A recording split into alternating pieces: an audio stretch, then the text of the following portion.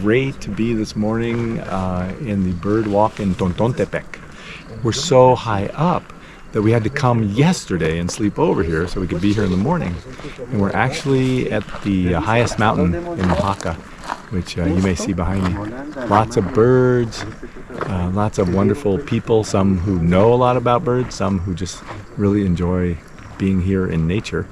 And we're seeing all kinds of birds that are enjoying living here in this wild mountainside.